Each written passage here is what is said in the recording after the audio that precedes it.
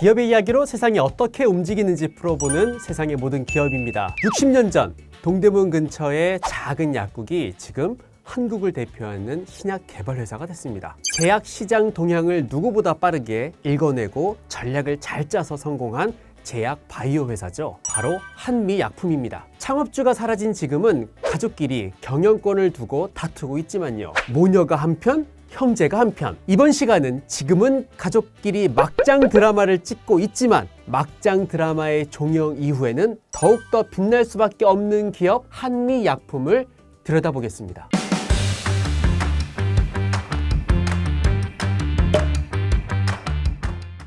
이번 이야기는 1960년대 말부터 시작됩니다. 당시에 신출내기 약사 한 명이 자신의 약국을 동대문 근처로 옮겨요. 바로 임성기 약국. 약국 간판에 자신의 이름을 집어넣을 정도로 굉장히 책임감 있고 프라이드가 강한 약사였습니다. 근데 약국거리인 종로 5가에서 사람들이 한 블럭을 더 가서 몇 블럭을 더 가서 자신의 약국에 있는 동대문 근처까지 오게 하려면 뭔가 특이해야 되잖아요. 당시 한국은 베트남전 참전 중이었고 용사들이 귀국하면서 성병 환자도 늘었다고 합니다. 그리고 임성기 약국이 차려진 그 동대문구 주변에는 집창촌도 있었거든요. 그래서 이 임성기 약사가 자신의 약국을 성병 전문 약국으로 만듭니다. 마침 이름도 임성기. 손님들이 약국에 들어와서 성병약 주세요라고 말하는 게 너무 부끄럽잖아요. 그래서 손님들이 이 임성기 약국 문을 열고 들어오면 바로 상담실로 연결이 돼서 1대1로 약사와 상담이 가능하도록 했습니다. 그리고 24시간 상담 전화도 받고요.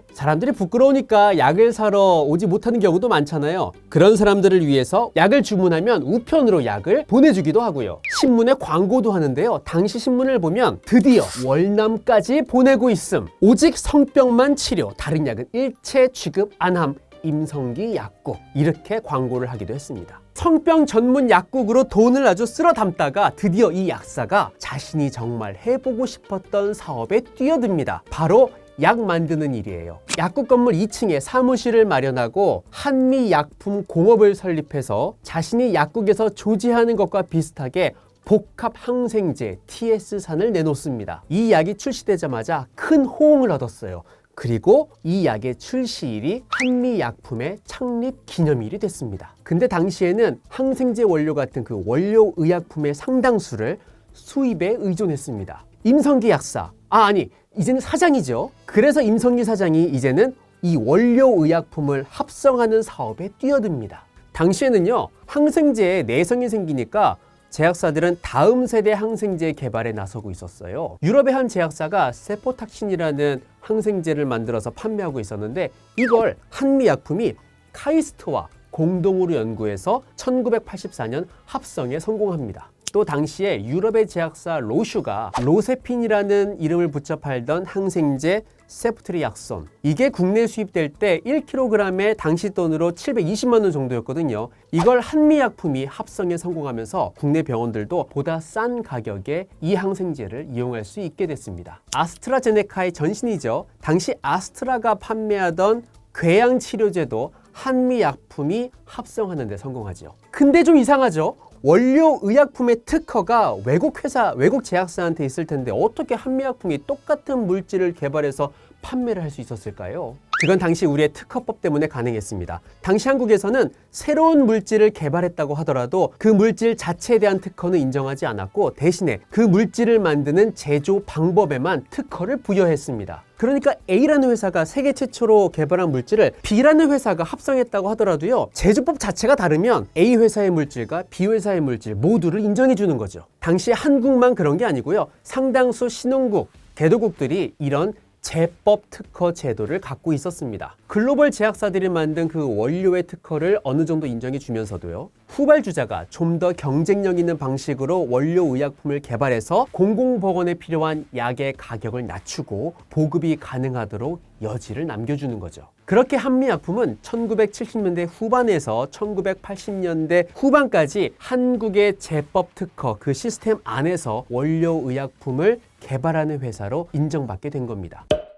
자, 자, 그런데 이게 1990년대로 들어서면서 불가능한 일이 돼버렸습니다. 글로벌 제약사들이 자신들의 지적재산권을 보호해야 된다면서 미국 정부를 압박했고요. 특히 이들 글로벌 제약사들은요, 1980년대 초부터 한국, 브라질, 멕시코 같은 신흥국들을 아주 콕 집어서 이들 나라가 의약품의 지적재산권을 보호하지 않는다고 지적하기 시작합니다. 미국에서 레이건 정부가 시작된 1981년 한미 통상장관회의가 열렸는데요. 여기서 미국 제약사들의 지적재산권을 한국 정부가 보호해야 된다라는 주장이 처음 거론됐어요. 그리고 1985년에는 그렇게 하지 않으면 한국을 상대로 무역보복을 하겠다라는 얘기까지 나왔고요. 그래서 결국 1986년 한국의 특허법이 개정되고 결국 그 다음에 1987년에 물질특허 제도가 한국에 도입됩니다. 그리고 이들 글로벌 제약사들의 주장이 1995년 출범한 WTO의 지적재산권 협정의 기초가 되면서요, 이제는 물질특허가 아주 보편적으로 받아들여지게 되죠. 자, 이제 그렇게 1990년대가 됐습니다. 그런데 이 물질특허 때문에 국내 제약사들은 글로벌 제약사들한테 막대한 로열티를 지급해야 약을 만들 수 있게 된 거예요. 그렇게 되니까 한미약품의 임성기 회장이 외국 제약사들한테 로열티를 주지 않는 다른 방식으로 눈을 돌리게 돼요. 바로 그게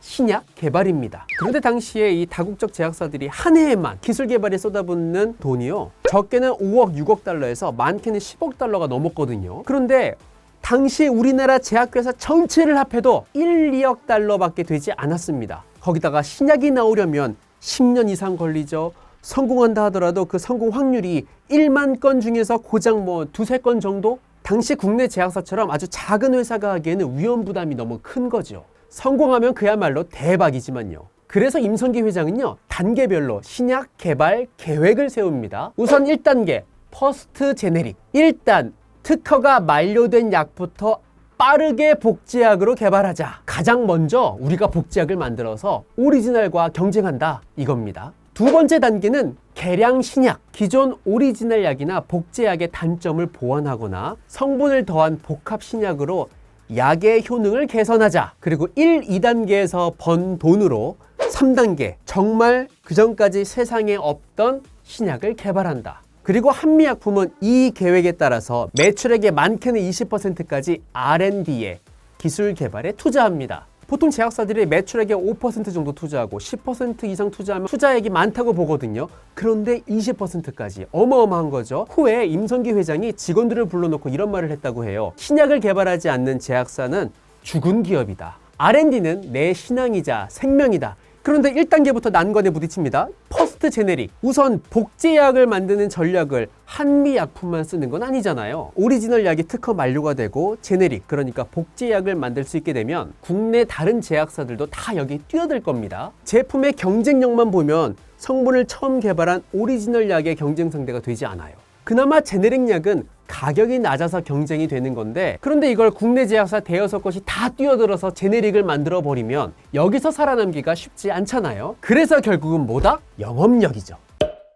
영업 직원들을 약국이나 병원에 풀어서 우리 약을 써주세요 라고 부탁을 하는 거죠. 한미 약품을 수식하는 여러 가지 말이 있는데 그 중에 하나에 영업의 한미, 이런 말이 있습니다. 그 정도로 영업에 상당한 돈을 쓴다는 얘기예요. 물론 이 때문에 한미 약품이 리베이트 사건에 종종 휘말리는 경우가 있었지만요. 자, 이 1, 2단계 신약 개발에 대한 성과는요, 2000년대부터 나오기 시작했습니다. 어린 자녀가 있는 부모라면 잘 아실 텐데요. 자녀가 열이 떨어지지 않아. 그러면 해열제 타이레놀과 브루펜 혹은 타이레놀하고 맥시부펜을 2시간마다 교차로 먹이잖아요. 이 맥시부펜이 한미약품이 2007년에 선보인 개량 신약입니다. 해열제 성분인 덱시부프로펜을 6세 이하 소아에게도 먹일 수 있도록 세계 최초로 실업제로 만든 한미약품의 개량 신약입니다. 마침 2000년대에 의약 분업이 시작됩니다. 진료는 의사에게, 약은 약사에게. 이 의약 분업이 시작되면서 국내 전문 의약품 시장이 점점 커지게 되죠. 의사들의 처방을 받아 약국에 가서 약을 받는데 이런 약들은 대부분 전문 의약품들이잖아요. 이때 일반 의약품 위주의 제약사들이 순위권에서 밀리게 되고요. 그 자리를 전문 의약품 비중이 높은 제약사들이 차지하게 됩니다. 그래서 1990년대 중반까지 국내 제약업계 5위에 들었던 탑5에 들었던 동화약품, 활명수 만드는 곳이죠. 그리고 일양약품, 이거 뭐 원비대로 유명한 곳이잖아요. 이런 곳들이 2000년대 중반이 되면 순위권에서 밀려서 10위권 밖으로 나가게 돼요. 그리고 반면에 한미약품은 동화제약, 유한양액에 이어서 3위로 아주 껑충 올라가죠. 원외 처방, 그러니까 병원에서 처방전 받아서 약국에서 구입하는 그 전문 의약품 중에 올해 1분기 기준으로 매출액이 가장 높은 약 1위가 바로 한미약품의 로수젯입니다. 이게 고지혈증 약인데요. 올해 1분기에만 488억 원어치가 팔렸어요. 그리고 13위가 225억 원어치가 팔린 역시 한미약품의 아모잘탄. 요거는요, 고혈압 약이에요. 원래 이 약들의 성분은 해외에서 만들어진 것들이에요. 그런데 특허가 만료된 이 성분에 또 다른 성분을 더하는 이 복합 신약 방식으로 한미약품이 만들어서 출시한 거죠. 특히 한미약품은요, 이 오리지널 약의 특허 만료 5년 전부터 연구진을 투입해서 개발에 뛰어듭니다. 그렇게 개량 신약, 복합 신약들을 개발을 하죠. 이 아모잘탄과 로수젯 각각 2000년대 후반, 2010년대 중반 출시가 됐어요. 지금은 한미약품이 이 두 개의 개량 신약으로 먹고 산다고 해도 과언이 아닐 정도입니다. 전체 매출 중에 이 두 제품의 비중이 가장 크거든요. 이렇게 2000년, 2010년대에 개발한 개량 신약들이 돈을 벌여다 준 덕분에 한미약품은요, 기존 화합물 신약뿐만 아니라요, 새로운 영역인 바이오 신약 연구도 뛰어들 수 있었습니다. 한미약품 역사상 세간에 가장 많이 그 이름이 회자됐던 순간은 2015년이었을 거예요. 당시 개발 중이던 원료의약품 신기술들이 줄줄이 해외 글로벌 제약사들한테 팔리거든요. 그러니까 개발이 모두 완료된 원료의약품 기술을 판매하는 게 아니라 완료 전 단계의 기술까지만 만들어 놓고 계약금과 로열티를 받는 조건으로 해외 제약사들한테 판매를 하는 거죠. 당시 총 계약금, 여기에 라이선스까지 더한 그 금액이 8조 원대에 이르렀습니다. 이때 한미약품 그리고 한미약품의 지주사인 한미사이언스 주가가 아주 최고 수준까지 올랐어요. 한미약품의 신약 기술을 가져간 이 글로벌 제약사들이 뭐 임상, 1상, 2상, 3상에 다 성공하고 FDA 승인까지 받고 여기에 판매까지 하게 되면 정말 금상첨화, 계약금에 기술료, 로열티까지 다 받을 수 있는 거예요. 그런데 2016년 충격적인 소식이 전해집니다. 이 한미약품의 기술을 사간 글로벌 제약사들이요, 줄줄이 우리 못 만들겠다, 개발을 포기하고 권리를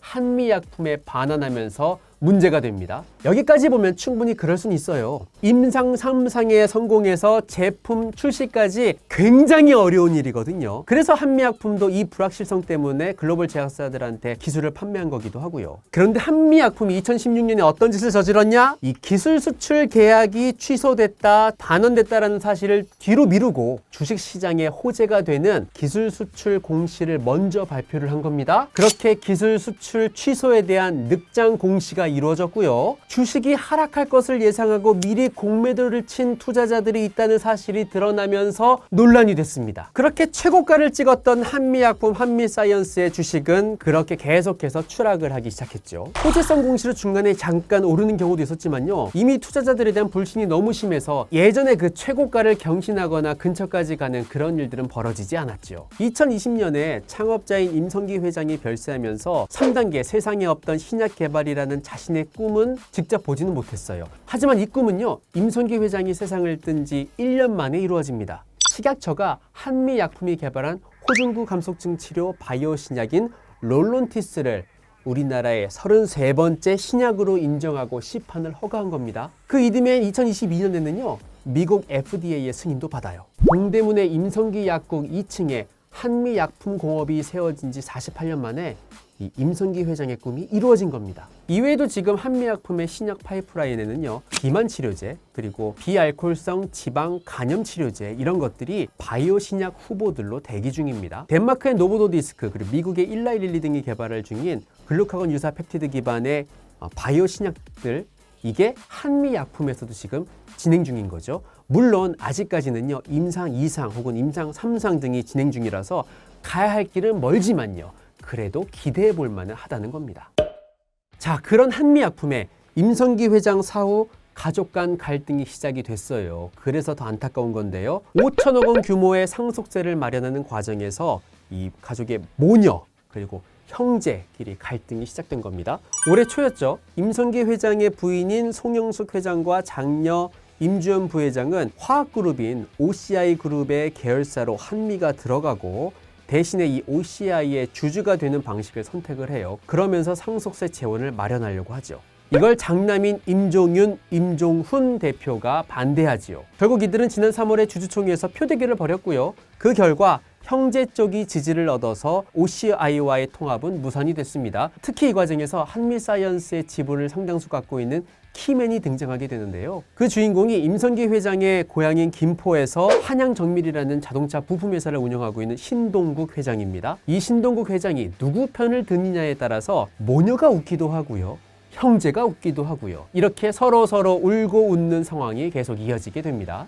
처음에 형제를 지지했던 이 신동국 회장이 지난 7월 초에 송영숙 회장의 편으로 돌아서면서 다시 경영권은 원위치가 됐습니다. 그리고 한미약품그룹은 전문 경영인 체제로 전환하기로 했고요. 그리고 일단 이 모녀 측과 형제 측 간의 갈등은 좀 어느 정도 마무리된 것 같아요. 이제 봉합됐다, 이제 그만하겠다라고 선언은 했거든요. 하지만 완전히 봉합됐다거나 마무리된 것 같지는 않습니다. 다만 많은 사람들이 이 한미약품 가족 간 갈등이 봉합되리라는 것에 기대를 하고 있긴 합니다. 그 이유가 이렇게 기술력 있는 한미약품이 무너져서는 안 된다는 생각이 하나가 있을 거고요. 또 하나는 창업주가 꿈꿨던 그 신약 개발의 시대가 비로소 시작되는 시대에 이런 것으로 동력을 잃어서는 안 된다는 그런 안타까움이 있을 겁니다. 한미약품의 막장 드라마가 어떻게 정리가 되는 건지 지금 가족 간 화해 모드를 선언하긴 했는데 이게 정말 이 드라마의 마지막 회가 맞는 것인지 아니면 시즌2가 더 있는 건지